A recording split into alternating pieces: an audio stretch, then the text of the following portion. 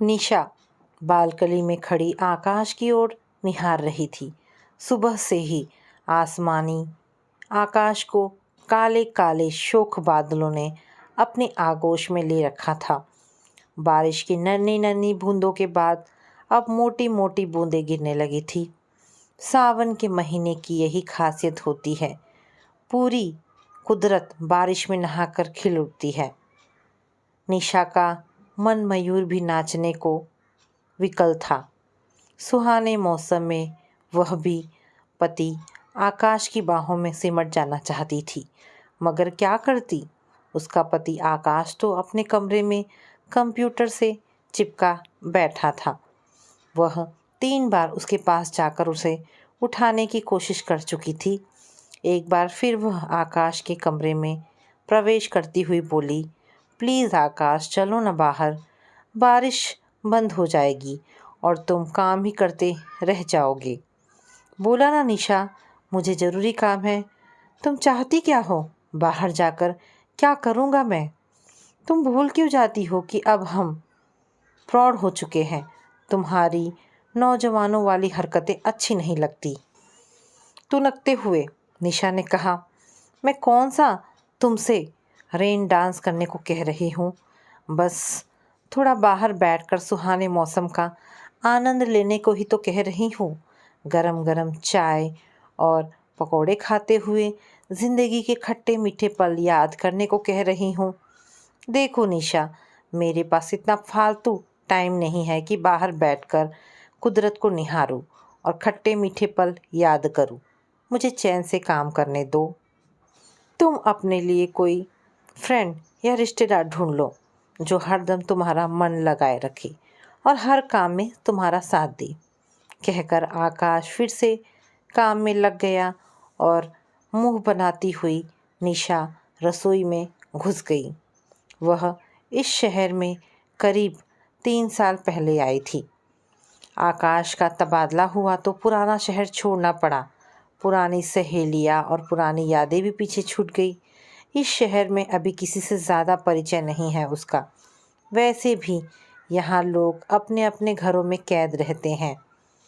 पड़ोस के घर में मिस्टर सिन्हा अपनी मिसेस सिन्हा के साथ रहते हैं। 60 साल के करीब ये दंपति दरवाज़ा खोलने में बहुत ही आलसी हैं। दूसरी तरफ मिस्टर वर्मा है जो 2 बच्चों के साथ रहते हैं। उनकी पत्नी का निधन हो चुका है। खुद निशा के दोनों बच्चे अब बड़ी क्लास में आ चुके हैं, इसलिए हमेशा पुस्तकों या लैपटॉप खोलकर बैठे रहते हैं। बड़ा बेटा मेडिकल एंट्रेंस टेस्ट की तैयारी कर रहा है, जबकि छोटी बेटी बोर्ड परीक्षा की तैयारी में जुटी है। पूरे घर में निशा ही है जो बिज़ी नहीं है। घर के काम निपटाकर उसे इतना समय आराम से मिल जाता है कि वह अपने दिल के काम कर सके। कभी किताबें पढ़ना, तो कभी चित्रकारी करना और कभी यूं ही कुदरत को निहारना उसका मनपसंद टाइम पास है। इन सब के बाद भी कई बार उसका टाइम पास नहीं होता तो वह उदास हो जाती है। इस शहर में उसका कोई रिश्तेदार भी नहीं है। वैसे भी वह घर की इकलौती बेटी थी। पापा की मृत्यु के बाद मम्मी ने ही उसे संभाला था। अभी भी निशा दिल से मम्मी के बहुत करीब है। मम्मी खुद बहुत बिज़ी रहती हैं। वैसे भी वे दूसरे शहर में सरकारी जॉब में हैं। निशा की 1-2 सहेलियां हैं, मगर फ़ोन पर कितनी बातें की जाए। निशा का मन आज बहुत ही उदास था। शाम तक उसे कहीं सुकून नहीं मिला। रात में पलंग पर लेटे लेटे उसने एक प्लान बनाया। अगले दिन सुबह आकाश और बच्चों के साथ वह भी तैयार होने लगी। बेटी प्रिया ने जब निशा को कहीं जाने के लिए तैयार होते देखा तो पूछ बैठी, मम्मी आप कहाँ जा रही हो? पिक्चर देखने। इठलाती हुई निशा बोली। प्रिया ने फिर से प्रश्न किया, मगर किसके साथ? खुद के साथ। ये क्या कह रहे हो आप? भला पिक्चर भी खुद के साथ देखी जाती है? अकेले क्यों जा रही हैं आप? कितना अजीब लगेगा। तो फिर क्या करूं? बता ज़रा, तुम चलोगी मेरे साथ? तुम्हारे पापा चलेंगे? नहीं ना। कोई रिश्तेदार या फ्रेंड है इस शहर में मेरा? नहीं ना। तो बताओ फिर क्या करूं? अजीब लगेगा ये सोचकर अपने मन को मारती रहूं, मगर कब तक? कभी तो हिम्मत करनी पड़ेगी ना मुझे अकेले चलने की। सबके होते हुए भी मैं कितनी अकेली जो हूँ। निशा की बात सुनकर घर के सभी सदस्यों की नज़रें निशा पर जा टिकी, मगर कोई कुछ नहीं बोल सका।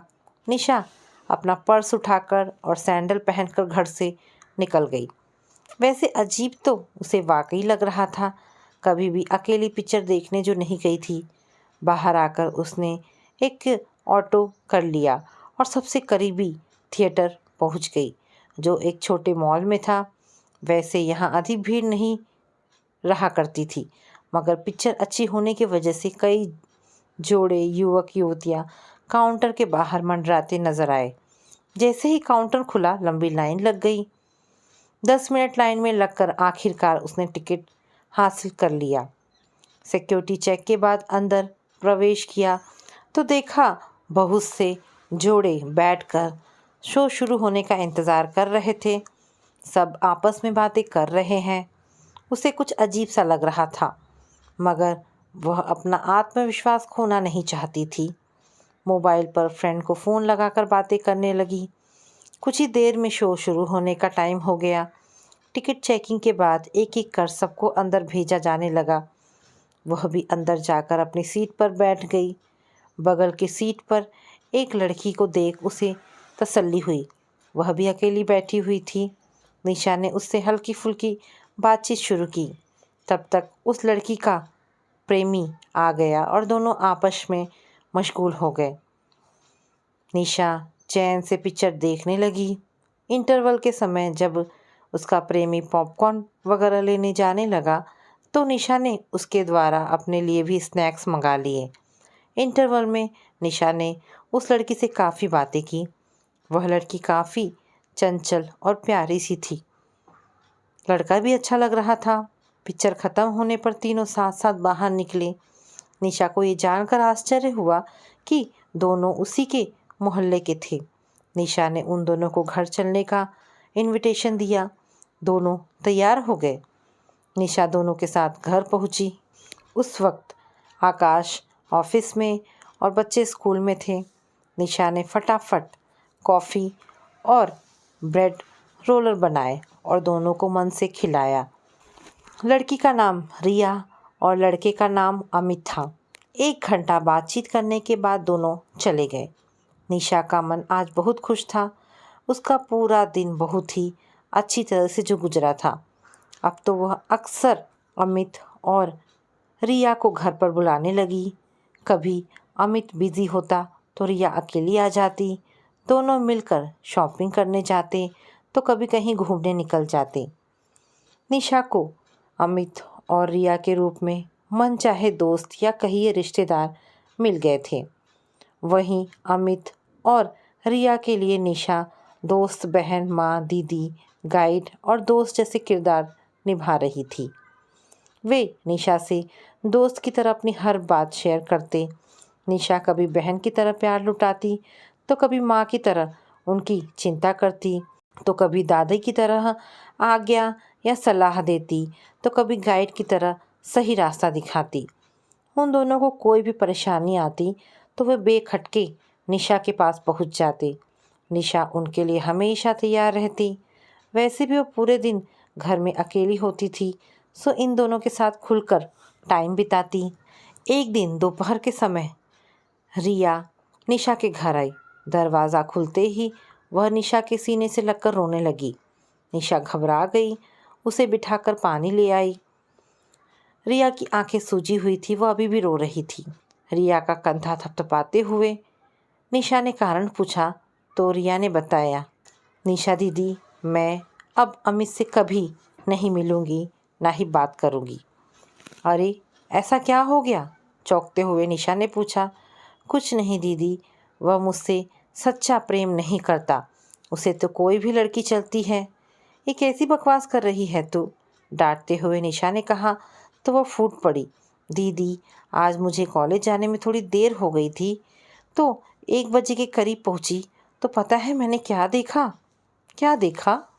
मैंने देखा कि अमित एक नई लड़की के साथ कैंटीन में बैठा कॉफ़ी पी रहा है। ये दृश्य देखते ही मैं बहुत ही उदास हो गई और बाहर लॉन में आकर एक बेंच पर बैठ गई। जानती हैं फिर क्या हुआ? क्या हुआ? फिर अमित उस लड़की का बैग उठाए लॉन में आया और दोनों एक बेंच पर बैठकर बातें करने लगे। अमित ने मुझे देखा नहीं था, उसका ध्यान तो पूरी तरह उस लड़की पर था। जाने कितनी देर दोनों एक दूसरे की आंखों में देखते हुए बातें करते रहे। मेरा दिल जल उठा और मैं वहाँ से उठकर चली आई। क्लास में जाने का मन भी नहीं हुआ। रिया की आंखें फिर से भर आई थी। निशा हंसती हुई बोली, बस इतनी सी बात है? दीदी ये इतनी सी बात नहीं है। आज अमित ने दिखा दिया कि वह जरा भी वफादार नहीं है। पागल है तू, ऐसा कुछ नहीं है। निशा ने रिया को समझाना चाहा कि तब तक निशा की बेटी प्रिया घर में दाखिल हुई। अरे क्या हुआ बेटे, आप जल्दी आ गए? हाँ मम्मा, तबीयत ठीक नहीं थी, बुखार है। ओ रुक, मैं आती हूँ। तब तक रिया उठ खड़ी हुई। दीदी आप प्रिया को संभालो, मैं अभी चलती हूँ, फिर आऊँगी। ठीक है रिया, पर इस बात को सीरियसली मत लेना। हो सकता है वह लड़की अमित की जान पहचान की हो। जी दीदी, मैं भी चलती हूँ। रिया चली गई और निशा प्रिया की देखभाल में लग गई। अगले 3-4 दिनों तक निशा प्रिया में ही लगी रही क्योंकि उसे तेज बुखार था। चौथे दिन जब वह थोड़ी ठीक हुई तो उसे रिया का ख्याल आया। उसने रिया को फ़ोन किया तो उसने उठाया नहीं। घबराकर निशा ने अमित को फ़ोन लगाया और अमित से रिया के बारे में पूछा। अमित ने उदास लहजे में कहा, हमारा ब्रेकअप हो गया है दीदी। 3 दिन हो गए मेरी रिया से कोई बात नहीं हुई। पर ऐसा क्यों? दीदी रिया बहुत ही शक्की स्वभाव की लड़की है, अजीब तरह से व्यवहार करती है। मैं अब उससे कभी बात नहीं करूँगा। पागल हो क्या, ऐसे नहीं करते। कल मेरे पास आ जाओ, मुझे मिलना है तुमसे। ठीक है दीदी, कल 2 बजे आता हूँ। अगले दिन निशा ने रिया को फिर से फ़ोन लगाया। उसने उदास स्वर में हेलो कहा तो निशा ने उसे 2 बजे घर आने को कहा। फिर 2 बजे के करीब अमित और रिया दोनों ही निशा के घर पहुँचे। एक दूसरे को देखते ही उन्होंने मुंह बनाया और खामोशी से बैठ गए। निशा ने कमान संभाली और रिया से पूछा, रिया तुम्हारी क्या शिकायत है? रिया ने ठंडा सा जवाब दिया, ये दूसरी लड़कियों के साथ घूमता है। अमित ने घूर कर रिया को देखा और नज़रें फेर ली। निशा ने अब अमित से पूछा, तुम्हें क्या कहना है इस बारे में अमित? दीदी इसने मुझसे इतने रूखे तरीके से बात की है जो मैं आपको बता नहीं सकता। 2 दिन तो मैडम मुझसे मिली नहीं और ना ही फ़ोन उठाया। जब तीसरे दिन ज़बरदस्ती मैंने बात करनी चाहिए और इस रवैये का कारण पूछा तो मुझ पर सीधा आरोप लगाती हुई बोली कि तुम्हें दूसरी लड़कियों के साथ गुच्छल्ले उड़ाना पसंद है ना, तो ठीक है करो जो करना है, पर मुझसे बात मत करना। अब बताइए दीदी मुझे कैसा लगेगा? अमित फूट पड़ा था। निशा ने उसे शांत करते हुए पूछा, अमित वह लड़की कौन थी?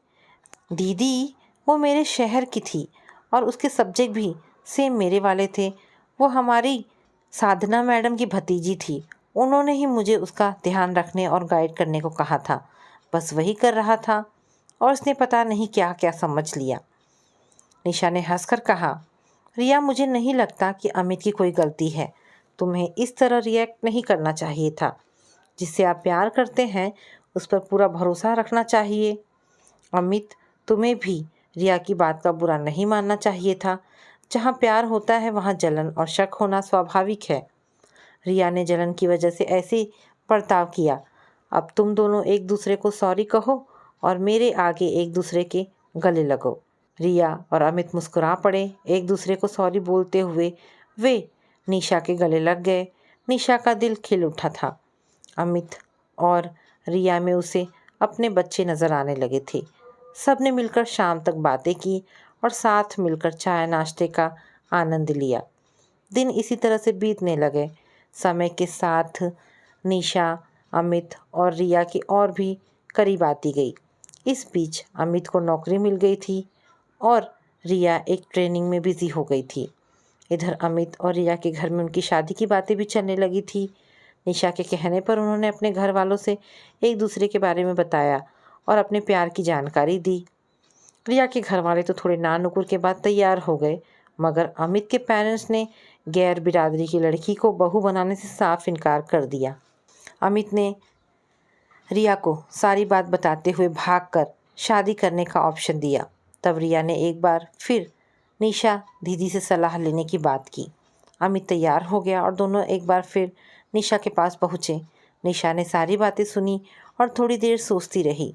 भागकर शादी करने की बात सिरे से नकारते हुए निशा ने मन ही मन एक प्लान बनाया। निशा ने अमित से अपनी माँ का नंबर देने को कहा और उसके रिश्तेदारों के बारे में भी जानकारी ली। नंबर लेकर निशा ने अमित की मम्मी को फ़ोन लगाया। उधर से हेलो की आवाज़ सुनते ही निशा बोली, बहन जी, मैं निशा बोल रही हूँ। आपका नंबर मुझे अपने पति से मिला है। मेरे पति आपके एक रिश्तेदार के साथ ऑफिस में काम करते हैं। असल में बहन जी, हम भी आप ही की बिरादरी के हैं और आपके रिश्तेदार ने बताया कि आपका बेटा शादी लायक है, बहुत ही जहीन और प्यारा बच्चा है। तो मुझे लगा कि मैं अपनी बेटी की शादी की बात चलाऊं। हम भी राजपूत हैं और हमारी बेटी बहुत ही संस्कारशील व खूबसूरत है। आपको ज़रूर पसंद आएगी। हाँ जी, आप मिल लीजिए हमसे। मैं तो कहती हूँ बहन जी, आप आ जाओ हमारे घर। बेटी को तबीयत से देख लेना आप। मैं एड्रेस भेजती हूँ। अगले ही दिन अमित की मम्मी रिया को देखने निशा के घर आ गई। रिया पहले से ही वहाँ तैयार होकर पहुँच चुकी थी। रिया का बात व्यवहार, उसकी पढ़ाई लिखाई और खूबसूरती अमित की मम्मी को काफ़ी पसंद आई। हर तरह से रिया को परखने के बाद उन्होंने निशा से इस रिश्ते की सहमति देते हुए जल्द इंगेजमेंट करने की वादा भी किया। एक बार वे रिया को अपने पति और अमित से भी मिलाना चाहती थी। निशा ने तुरंत बाजी अपने हाथ में लेते हुए कहा, कोई बात नहीं है समधन जी, 1-2 दिनों में मैं खुद ही। निशा ने तुरंत बाजी अपने हाथ में लेते हुए कहा, कोई बात नहीं है समधन जी, 1-2 दिनों में मैं खुद ही अपनी बेटी को आपके यहाँ भेज दूंगी। अब तो ये आपकी बेटी भी है। अमित से मिलवा दीजिएगा। आप चाहे तो अमित और उसके पापा यहाँ आकर भी रिया को देख सकते हैं। जी ज़रूर, खुश होते हुए अमित की मम्मी ने कहा। इस बीच अमित की माँ ने ये कहकर अमित को निशा के यहाँ भेजा कि अपनी आंखों से लड़की देख लो। अमित और रिया उस दिन सुबह से शाम तक निशा के यहाँ ही थे और जी भरकर इस बात का मज़ा ले रहे थे। घर जाकर अमित ने औपचारिक रूप से लड़की के लिए अपनी सहमति दे दी। अब तो रिया 6 दिन में एक बार अमित के यहाँ हो आती थी। इधर उनकी एंगेजमेंट का दिन 1 महीने बाद का तय कर दिया गया था। अमित चाहता था कि एंगेजमेंट से पहले वह मम्मी को हर बात सच सच बता दे, पर निशा ने उसे फ़िलहाल खामोश रहने की सलाह दी। इस घटना के करीब 20-21 दिन बाद की बात है। उस दिन अमित ऑफिस से काम से शहर से बाहर था। अचानक शाम के समय ऑफिस से लौटते ही अमित के पापा के सीने में तेज दर्द होने लगा। अमित की मम्मी के हाथ पैर फूल गए। उन्हें समझ ही नहीं आ रहा था कि अब क्या करें। वे बहुत घबरा गई थी। रोते रोते उन्होंने अमित को फ़ोन किया। अमित ने तुरंत रिया से अपने घर पहुंचने की गुजारिश की। रिया दौड़ी दौड़ी अमित के घर पहुंची। रास्ते में ही उसने एम्बुलेंस वाले को फ़ोन कर दिया था। घर पहुंचकर उसने एक तरफ अमित की मम्मी को संभाला तो दूसरी तरफ पापा को। उसने पापा के टाइट कपड़े ढीले कर उन्हें आराम से बिस्तर पर लिटा दिया। पैर नीचे की तरफ और सिर थोड़ा ऊपर की ओर उठाकर रखा ताकि ब्लड की सप्लाई हार्ट तक होती रहे। तब तक एम्बुलेंस पहुंच गई। वह तुरंत उन्हें एम्बुलेंस में लेकर हॉस्पिटल पहुंची और आईसीयू में एडमिट करवाया। उन्हें हार्ट अटैक आया था। रिया सबसे सीनियर डॉक्टर से रिक्वेस्ट करने लगी कि वे ही इस केस को हैंडल करें। आनन फानन सारे इंतज़ाम हो गए। अमित की मम्मी एक कोने में बैठी रिया की दौड़ भाग देखती रही। रिया अमित के पापा की केयर अपने पापा जैसी कर रही थी। ये सब देखकर अमित की मम्मी की आंखें भर आई थी। रिया रात भर जाग कर पापा का ध्यान रखती रही, हर तरह की दौड़भाग करती रही। अगले दिन उनकी सर्जरी की बात उठी। रिया ने रुपयों का इंतज़ाम किया, कुछ अमित की मम्मी से लिया और कुछ अपनी तरफ से मिलाकर फटाफट रुपए जमा कर दिए। ऑपरेशन सफल रहा। शाम तक अमित भी आ गया। 2 दिनों बाद जब अमित के पापा थोड़े नॉर्मल हुए तो उन्होंने रूंधे गले से रिया की तारीफ़ की, उसे बेटी कहकर गले लगा लिया। 6 दिन में उन्हें छुट्टी दे दी गई थी। वे घर आ गए। अब तक इंगेजमेंट का दिन भी नज़दीक आ गया था। इंगेजमेंट से 2 दिन पहले ही अमित ने अपने पेरेंट्स को सारी सच्चाई बताने की सोची। अमित ने कांपती ज़बान से कहा, पापा मम्मी, मैं आप लोगों से झूठ बोलकर शादी नहीं कर सकता। दरअसल रिया हमारी जाति बिरादरी की नहीं है और वह निशा दीदी की बेटी भी नहीं है। रिया तो वही लड़की है जिसे मैं पसंद करता हूँ। अमित ने सच बताकर नज़रें झुका ली। वो डर रहा था कि शायद अब उसके माता पिता नाराज़ हो उठेंगे, पर ऐसा नहीं हुआ। दोनों मुस्कुरा रहे थे। अमित के पापा ने कहा, बेटा, इस बात का एहसास हमें हो गया था। जिस प्यार और अपनेपन से रिया हमारी देखभाल कर रही थी और फिक्रमंद थी, उसी से पता चल रहा था कि वह तुमसे कितना प्यार करती है। तुम दोनों के इस प्यार के बीच हम कतई नहीं आ सकते। वैसे भी रिया किसी भी जाति बिरादरी की हो, उसे हमने बेटी तो मान ही लिया है ना। अमित की आंखें खुशी से भर उठी। उसकी मम्मी ने स्नेह के साथ कहा, बेटे, तुम दोनों की जोड़ी बहुत ही सुंदर है और इस सुंदर रिश्ते को जोड़ने में मदद करने वाली निशा जी भी हमारी रिश्तेदार हैं। कल हम सब उनके घर मिठाई लेकर चलेंगे। अगले दिन निशा का घर हंसी और ठहाकों से गूंज रहा था। खिले खिले चेहरों के बीच बैठी निशा के पास अब रिश्तेदारों की कमी नहीं थी। अब उसे इस शहर में बिल्कुल भी अकेला नहीं लगने वाला था। तो दोस्तों, ये कहानी यहाँ पर समाप्त होती है। आशा करती हूँ कहानी पसंद आई होगी। अगर कहानी पसंद आई है तो प्लीज़ इसे लाइक एंड शेयर करें। दोस्तों, ऐसी ढेरों पारिवारिक और शिक्षाप्रद कहानी सुनने के लिए मेरे चैनल को प्लीज़ सब्सक्राइब करें। धन्यवाद दोस्तों।